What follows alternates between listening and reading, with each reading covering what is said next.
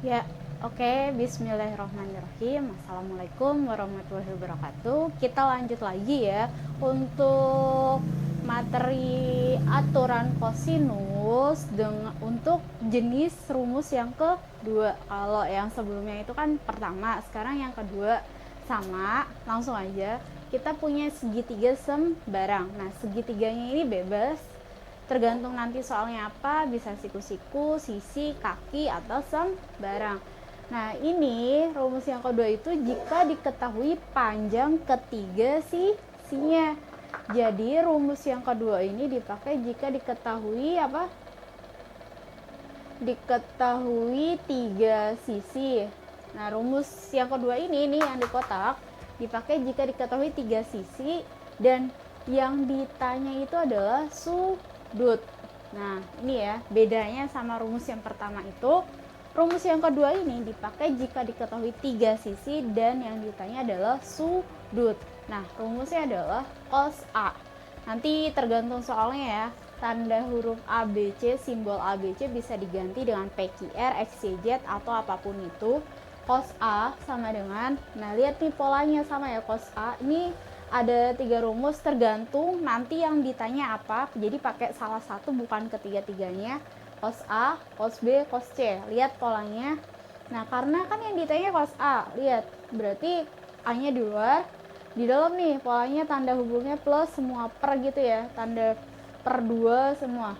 B kuadrat plus C kuadrat min A kuadrat. Jadi kalau misalnya yang ditanya itu adalah A nya di luar, terus di sebelah kanan juga per 2 B C. Lihat pola yang kedua, cos B A kuadrat plus C kuadrat min B kuadrat. Yang tanya B berarti B nya di luar, per 2 AC. Yang C juga sama ya, kayak gitu.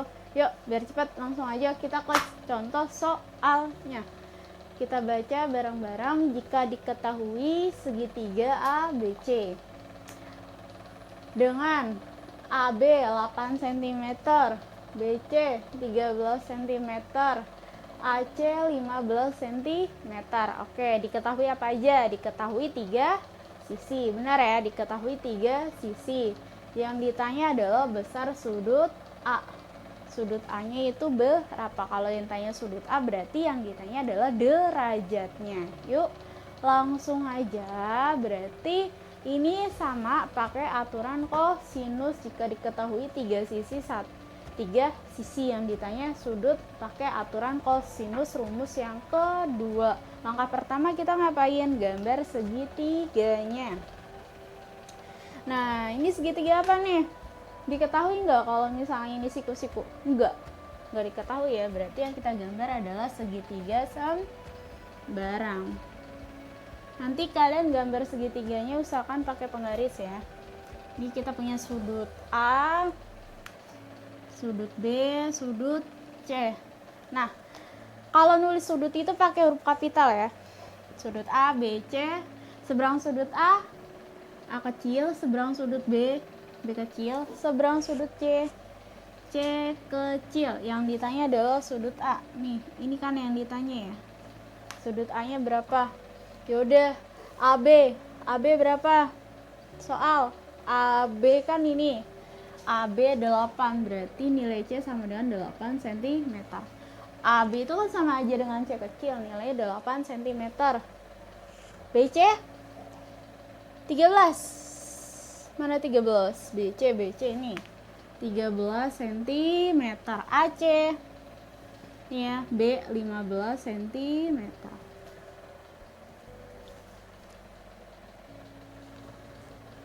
Yap, udah dapat semua. Yang ditanya sudut A. Berarti rumusnya apa? Nih ya, rumusnya. Kita tulis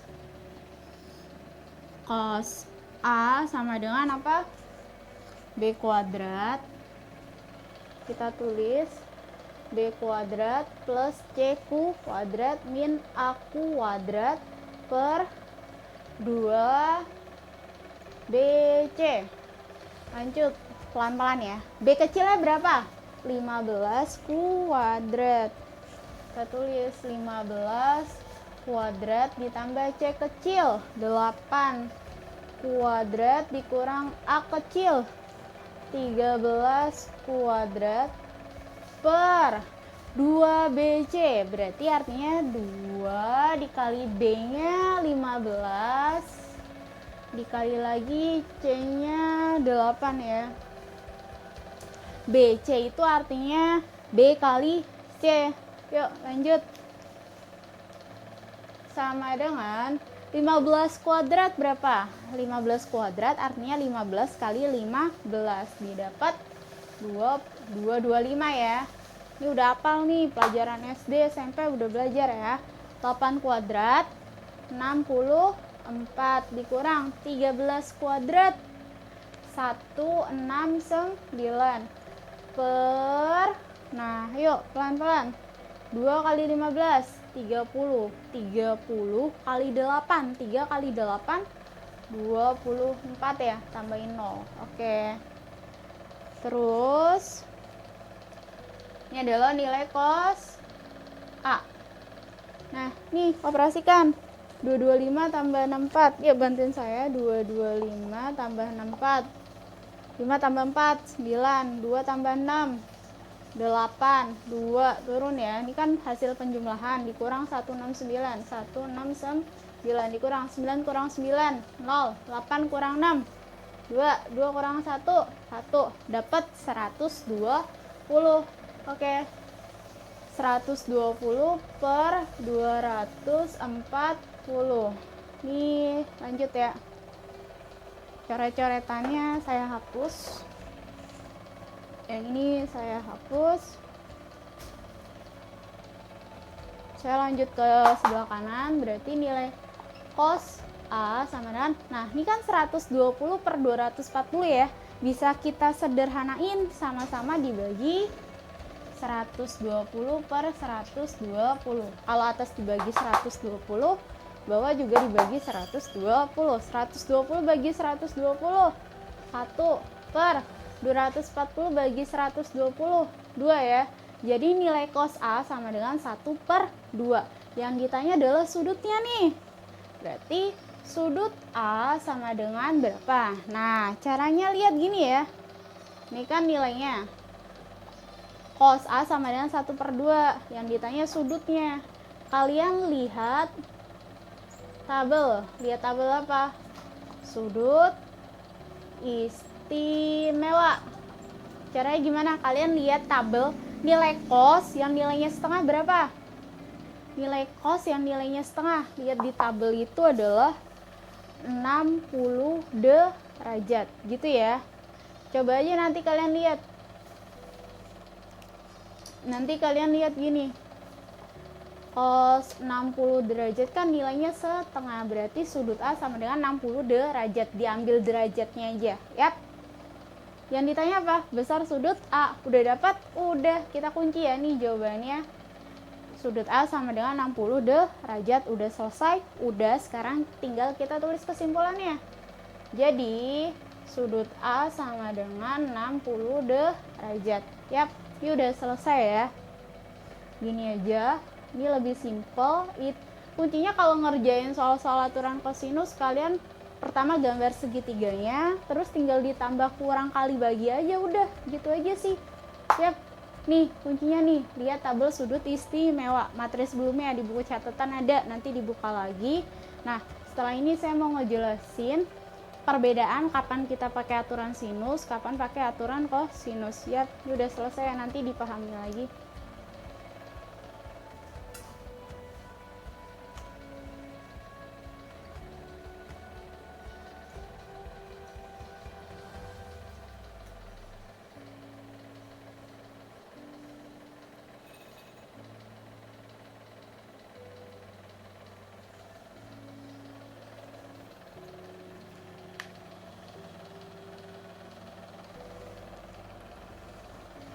Oke, bagian ini saya mau ngejelasin soal aturan sinus.